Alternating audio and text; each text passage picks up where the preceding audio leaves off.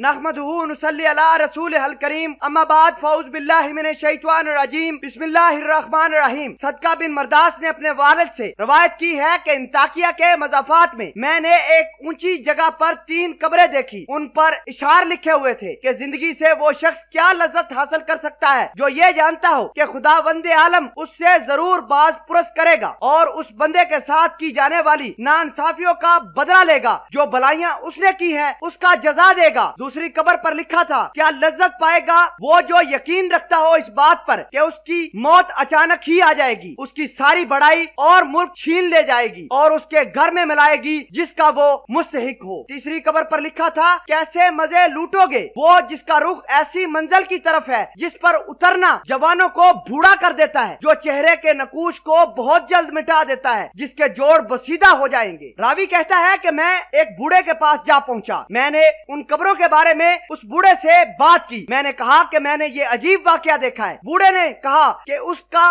किस्सा इससे भी ज्यादा ताज्जुब खेज है जो तुमने उनकी कब्रों पर लिखा और सुना है। रावी ने कहा कि ये कौन है, किनकी कब्रें हैं? बुजुर्ग कहने लगे कि ये 3 भाई थे। उनमें से एक बड़ा ओहदे पर था जो बादशाह के साथ रहता था और शहरों और लश्करों के इंतजाम पर मामूर था। दूसरा भाई बड़ा मालदार था जो बादशाह के खास लोगों में रहता था और तीसरा एक बहुत बड़ा आबिद और इबादत गुजार था। बुजुर्ग रावी से फरमाने लगे कि जब इबादत गुजार भाई की मौत करीब आई तो उसने अपने दीगर भाइयों को पास जमा किया। वो जो सुल्तान का मसाइब हमारे इलाकों का वली था, अब्दुल मलिक बिन मरवान ने उसको वली बनाया था। वो एक जालिम और जाबर लुटेरा था। ये दोनों भाई अपने आबिद भाई के पास आ गए। जब उस भाई का आखिरी वक्त था तो दोनों ने आबिद भाई से पूछा कि ए भाई कुछ वसीयत करो, और उसने कहा, अल्लाह की कसम मेरा कोई माल नहीं है। ए भाइयों, मैं तुम पर कोई वसीयत नहीं करूंगा और ना ही मेरे इस दुनिया में कोई चीज छोड़कर जा रहा हूँ, ना मेरे सर पर कोई कर्ज है जिसे लुटाने का तुम लोगों को अंदेशा हो। ओहदेदार भाई ने कहा, क्या मेरे भाई, ये मेरा माल तेरे सामने है, जो चाहे इस माल से करो,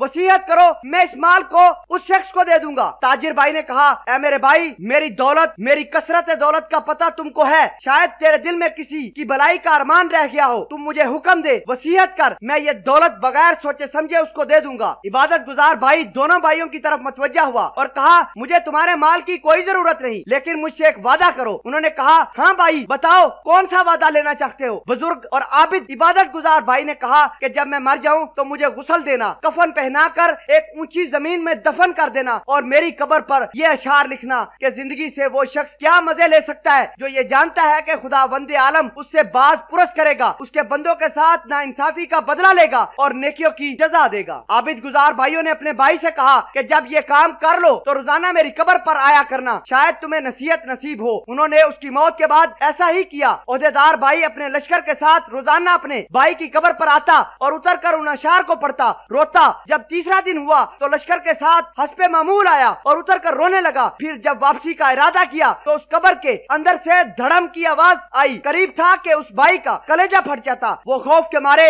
वापस चल दिया। जब रात हुई तो उसने अपने भाई को ख्वाब में देखा। उसने पूछा, ऐ मेरे भाई, तुम्हारी कब्र से जो आवाज आई थी वो क्या थी? उसने कहा, वो हथौड़े की आवाज थी। मुझे कहा गया है कि तुमने मजलूम को देखा फिर उसको उसकी मदद न की। चनाचा वो शख्स सुबह गमज़दा होकर उठा, अपने दूसरे भाई को और अपने दीगर खास लोगों को बुलाया और कहा कि मैं समझता हूँ कि मेरे भाई ने जो अपनी कब्र पर अशार लिखने की वसीयत की थी उसका मतलब मुझे तनबीह करना था, और मैं तुम्हें गुमराह बनाकर कहता हूँ कि आइंदा के बाद मैं तुम्हारे दरमियान नहीं रहूंगा। मैं बादशाह की अमारात छोड़ दूंगा और इबादत में मशगूल हो जाऊंगा। अब्दुल मलिक बिन मरवान को उसके बारे में खत लिख दिया जाता है। उसने लोगों को हुक्म दिया कि इस शख्स को छोड़ दो, जहाँ चाहता है जाए। चनाचा वो शख्स पहाड़ों और सहराओं में रहता रहा यहाँ तक कि उसकी मौत वाक़या हो गई। वो चरवाहों की एक जमात के साथ था। उसके भाई को खबर हुई, वो पहुंच गया और उसने कहा, ऐ मेरे भाई, कोई नसीहत करना चाहते हो? तो दूसरे भाई ने कहा, वसीयत है, कोई मेरा माल नहीं। इस दुनिया में मेरे पास बहुत माल था, बादशाह सलामत के साथ रहता था, सबको राहे खुदा पर मैंने बांट दिया है। मेरे से एक वादा करो कि जब मैं मर जाऊं तो मेरी कब्र तैयार करके मुझे मेरे भाई के पहलू में दफना देना और मेरी कब्र पर यह अशार लिखना, कैसे लज्जत पाएगा वो शख्स जिसको यकीन हो कि बहुत जल्द उसकी मौत अचानक आ जाएगी। वो इस अजीम मुल्क और तमाम बड़ाई छीन कर उस कब्र में उसको ठहरा आएगी जिसका वो बासी है। फिर 3 दिन तक मेरे पास आया करना, मेरे लिए दुआ करो, शायद अल्लाह मुझ पर रहम फरमाए। चनाचा वो जब मर गया तो उसके भाई ने उसकी वसीयत पर अमल की। उसकी कब्र पर तीसरे दिन आया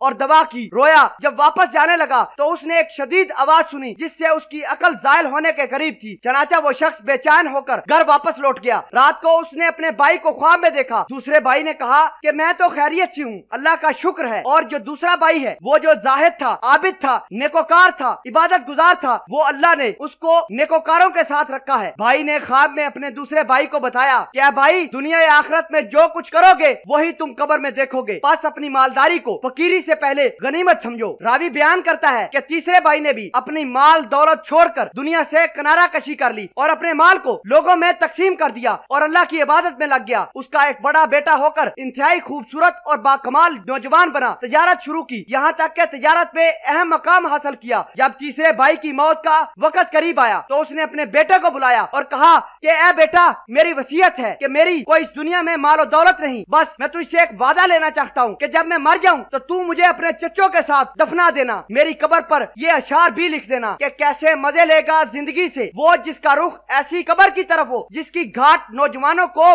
بوڑھا کر دیتی ہے، چہرے کا رنگ اڑا دیتی ہے اور جلدی جلد جسم اور جوڑوں کو بوسیدہ کر دیتی ہے۔ جب یہ کر لو تو اس کے بعد 3 دن تک میری قبر پر آنا، میرے لیے دعا کرنا۔ نوجوان نے وصیت پر عمل کیا۔ جب تیسرا دن ہوا تو اس قبر سے عجیب قسم کی آواز آئی جس سے اس کی جلد سکڑ گئی اور رنگ اڑ گیا۔ اس نوجوان کو بخار چڑھ گیا، وہ گھر واپس آیا۔ رات کو خواب میں اپنے باپ کو دیکھا، کہنے لگا میرے بیٹے، تم میرے پاس آنے سے نزدیک ہو، قبر اور موت قریب تر ہے، بس اپنی سفر کی تیاری کر لو، کوچ کا بندوبست کرو، اپنا سامان اس گھر سے باندھ لو جس سے تمہیں نکلنا ہے، اس گھر کی طرف جس میں تمہیں جانا ہے۔ دھوکے میں نہ رہو، لمبی لمبی امیدیں لگا کر نہ بیٹھو، لوگ تمہیں دھوکہ دیں گے۔ آخرت کے معاملات کو کوتاہی کے نتیجے موت کے وقت ان کو شدید ندامت لاحق ہوتی ہے، لہذا عمر کی بربادی پر کف افسوس ملتے رہے، چنانچہ نہ ان کو افسوس نے کچھ فائدہ پہنچایا اور نہ ہی کوتاہیوں پر شرمندگی نے ان کو شر سے نجات دلائی جس کا سامنا وہ آج کر رہے ہیں قیامت کے دن اپنے بادشاہوں کی طرف سے۔ اے میرے بیٹے،